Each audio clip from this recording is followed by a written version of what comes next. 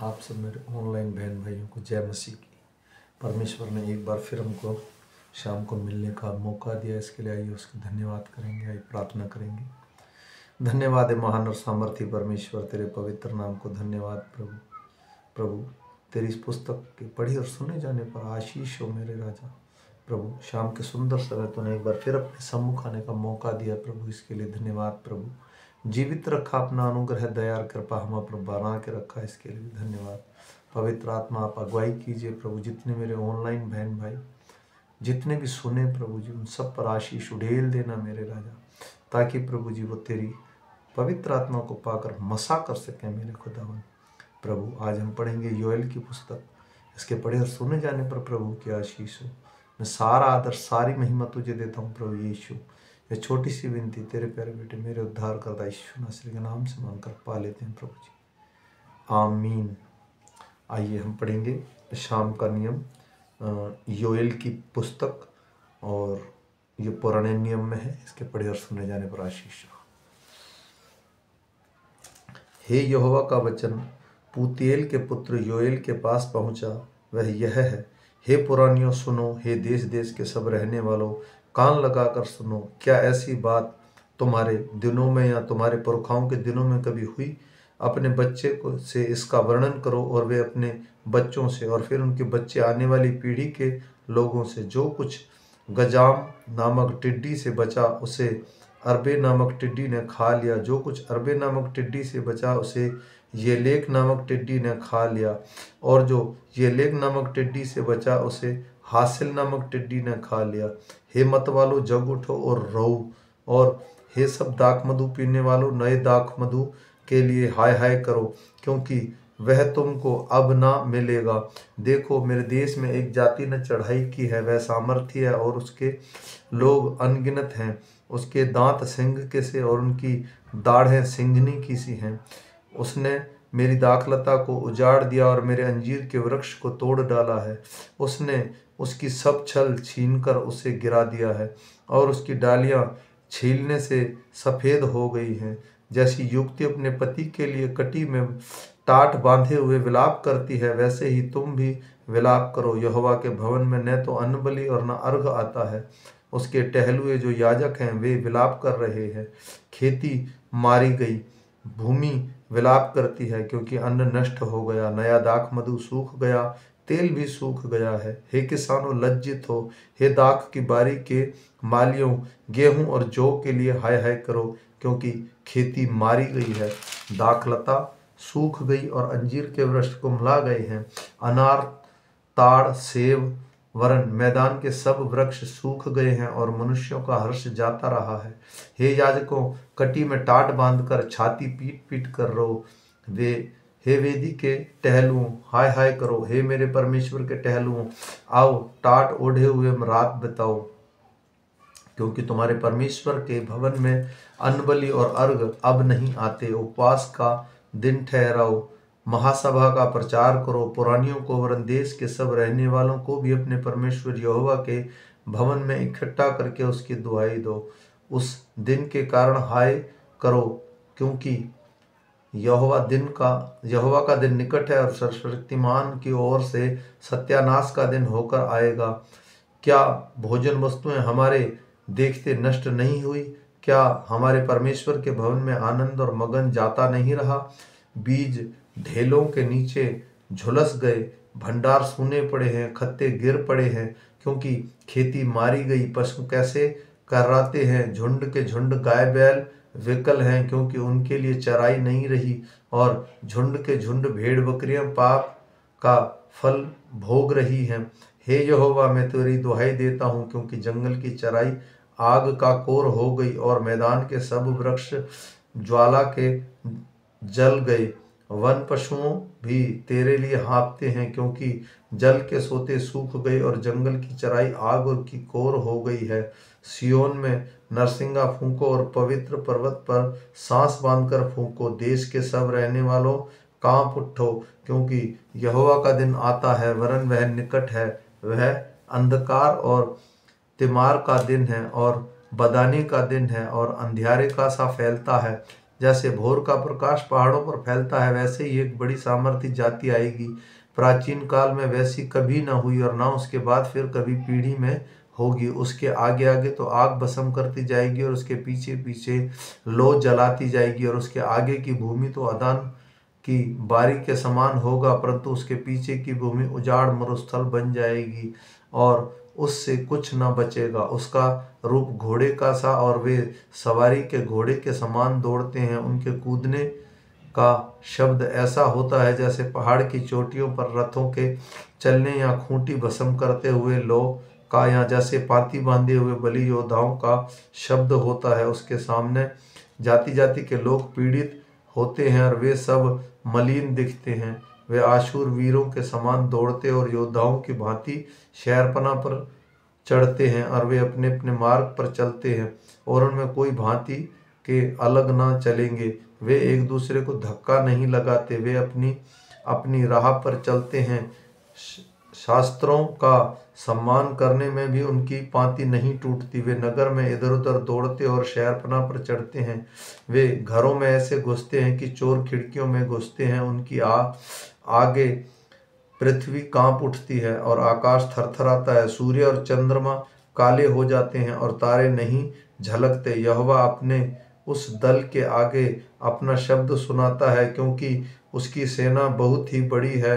जो अपने वचन को पूरा करने वाला है वह सामर्थी है, क्योंकि यहोवा का दिन बड़ा और अति भयानक है, उसको कौन सह सकेगा। तो भी यहोवा का यह वाणी है, अभी भी सुनो, उपवास के साथ रोते पीटते अपने मन से फिरकर मेरे पास आओ। अपने वस्त्र नहीं, अपने मन ही को धोकर फाड़कर अपने परमेश्वर यहोवा की ओर फिरो, क्योंकि वह अनुग्रहकारी, दयालु, विलंब से कोप करने वाला, करुणा निधान और दुख देकर पछताने हारा है। और यह जाने वह फिर कर पछताए और ऐसी आशीष दे जैसे जिससे तुम्हारे परमेश्वर यहोवा का अनबलि और अर्घ दिया जाए। सियोन में नरसिंगा फूंको, उपवास का दिन ठहराओ, महासभा का प्रचार करो, लोगों को इकट्ठा करो, सभा को पवित्र करो, पुरानियों को बुला लो, दूध पियों को भी इकट्ठा करो। दूल्हा अपनी कोठरी में से, दुल्हन भी अपनी कमरे में से निकल आई। याजक जो यहोवा के टहलुए हैं वे आंगन और वेदी के बीच में रो रो कर कहें, हे यहोवा, अपने प्रजा पर तरस खा और अपने निजी भाग की नाम धराई ना होने दे, ना जाति जाति में उसकी उपमा होने दे। जाति जाति के लोग आपस में क्यों कहने पाए, उनका परमेश्वर कहाँ रहा। तब यहोवा को अपने देश के विषय में जलन हुई और उसने अपनी प्रजा पर तरस खाया। यहोवा ने अपनी प्रजा के लोगों को उत्तर दिया, सुनो, मैं अन्न और नया दाख, मधु और ताजा तेल तुम्हें देने पर हूँ, और तुम उसे पाकर तृप्त होगे, और भविष्य में अन्य जातियों के द्वारा नामधराई ना होने दूंगा। मैं उत्तर की ओर से आई हुई सेना को तुम्हारे पास से दूर करूंगा और उसे एक निर्जल और उजाड़ देश में निकाल दूंगा। उसका अलग भाग तो पूर्व के ताल की ओर, उसका पिछला भाग पश्चिम के समुद्र की ओर होगा। उससे दुर्गंध उठेगी और उसकी सड़ी गंध फैल जाएगी, क्योंकि उसने बहुत तेरे काम किए हैं। हे देश, तू मत डर, तू मगन हो और आनंद कर, क्योंकि यहोवा ने बड़े बड़े काम किए हैं। हे मैदान के पशुओं, मत डरो, क्योंकि जंगल में चराई उगेगी और वृक्ष फलने लगेंगे। अंजीर का वृक्ष और दाखलता अपना अपना बल दिखाने लगेंगे। हे सियोन के लोगों, तुम अपने पर परमेश्वर के कारण मगन हो और आनंद करो, क्योंकि तुम्हारे लिए वह वर्षा अर्थात बरसात की पहली वर्षा बहुतायत से देगा और पहले के समान अगली और पिछली वर्षों को भी बरसाएगा। तब खलियान अन्न से भर जाएगा और रसकुंड नए दाखमधु और ताजे तेल से उमड़ेंगे। जिन वर्षों में उपज उर्बे नामक टिड्डियों और येलेक और हसील ने और गजाम नामक टिड्डियों के अर्थात उसके बड़े दल को जिस मैंने तुम्हारे बीच में खा ली थी, उनकी हानि तुमको भर दूंगा। तुम पेट भरकर खाओ और तृप्त होगे और अपने परमेश्वर यहोवा के नाम की स्तुति करोगे। जिसने तुम्हारे लिए आश्चर्य कर्म के काम किए हैं, मेरी प्रजा की आशा फिर कभी ना टूटेगी। तब तुम जानोगे कि मैं इज़राइल के बीच में हूँ और मैं यहोवा तुम्हारा परमेश्वर हूँ और कोई दूसरा नहीं। मेरी प्रजा की आश फिर ना टूटेगी। उन बातों के बाद सब प्राणियों पर अपना आत्मा उड़ेलूंगा और तुम्हारे बेटे बेटियां भविष्यवाणी करेंगे और तुम्हारे पुरानियों सपन देखेंगे और तुम्हारे जवान दर्शन देखेंगे। तुम्हारे दास और दासियां भी उन दिनों में अपना अपना आत्मा उड़ेलूंगा और आकाश की और पृथ्वी को चमत्कार अर्थात लहू और आग और धुएं के खंभे दिखाऊंगा। यहोवा ने उन सब से बड़े भयानक दिन के आने से पहले सूर्य अंधकार में होगा और चंद्रमा रक्त सा का हो जाएगा। उस समय जो कोई यहोवा से प्रार्थना करेगा वह छुटकारा पाएगा और यहोवा के वचन के अनुसार सिय्योन पर्वत पर यरूशलेम के जिन बचे हुओं को यहोवा बुलाएगा वे उद्धार पाएंगे। क्योंकि सुनो, जिन दिनों में और जिस समय में यहूदा और यरूशलेमियों को बंधुआई से लौटा ले आऊंगा और उस समय में सब जातियों को इकट्ठा करके यहोशापात की तराई में ले जाऊंगा और वहां उनके साथ अपनी प्रजा अर्थात अपने निज भाग इज़राइल के विषय में मैं उन्हें जाति जाति में तितर बितर करके मेरे देश को बांट लिया है, उनसे मुकदमा लड़ूंगा। उन्होंने मेरी प्रजा पर चिट्ठी डाली और एक लड़का वेश्या के बदले में दे दिया और एक लड़की बेचकर दाख मधु पिया। हे सोर और सिदोन और फिलिस्तीन के सब प्रदेशों, तुमको मुझसे क्या काम? क्या तुम मुझको बदला दोगे? यदि तुम मुझे बदला भी दो तो मैं शीघ्र ही तुम्हारी दिया हुआ बदला तुम्हारे ही सिर पर लौटा दूंगा। क्योंकि तुमने सोना चांदी ले लिया और मेरी इच्छा की मनभावनी वस्तुएं अपने मंदिरों में ले जाकर रखी और यहूदी यह यरूशलेम की यूनानी के हाथ इसलिए बेच डाला कि वे अपने देश से दूर किए जाएं। इसलिए सुनो, मैं उसके उस स्थान पर जहाँ के बीज वाले हाथ तुमने बेच दिया बुलाने पर हूँ और तुम्हारा दिया हुआ बदला तुम्हारे ही सिर पर डाल दूंगा। मैं तुम्हें बेटे बेटियों की यहूदियों के हाथ बिकवा दूंगा और वे उसको शाबाइयों के हाथ बेच देंगे और जो दूर देश के रहने वाले हैं।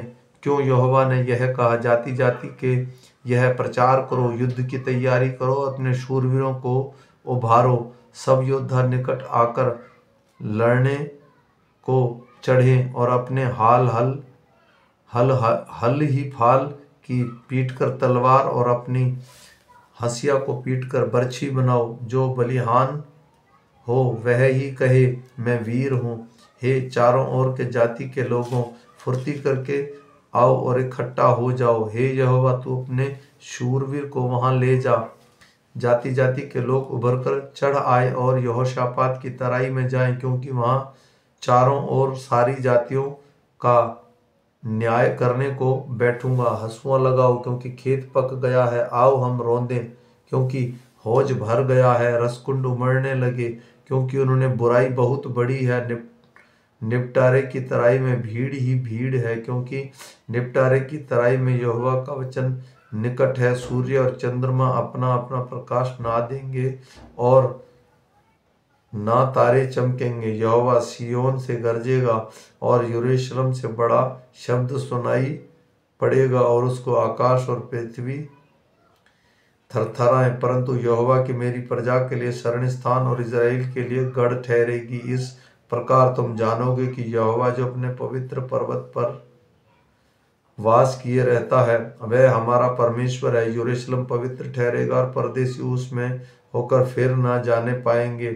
उस समय पहाड़ों के नए दाख मधु टपकने लगेगा और टीलों से दूध बहने लगेगा और यहूदा देश के सब नाले जल से भर जाएंगे और यहोवा के भवन में एक सोता फूट निकलेगा, जिससे शितमी की घाटी सींची जाएगी। यहूदी और उपद्रव करने वालों के कारण मिस्र उजाड़ और एदोम उजाड़ा हुआ मरुस्थल हो जाएगा, क्योंकि उन्होंने उनके देश में निर्दोष की हत्या की थी। परंतु यहूदा सर्वदा और यरूशलेम पीढ़ी से पीढ़ी तक बना रहेगा, क्योंकि उसके खून में जो अब तक मैंने पवित्र नहीं ठहराया था उसे वह पवित्र करूंगा, क्योंकि यहोवा सिय्योन के वास किए हुए है। आमीन। फिर मिलेंगे सुबह के वचन के साथ। तब तक सबको जय मसीह की। और मैं आशा करता हूँ परमेश्वर हम सबको आज रात एक अच्छी नींद दे, हम सुबह अच्छा दिन देंगे। जय मसीह।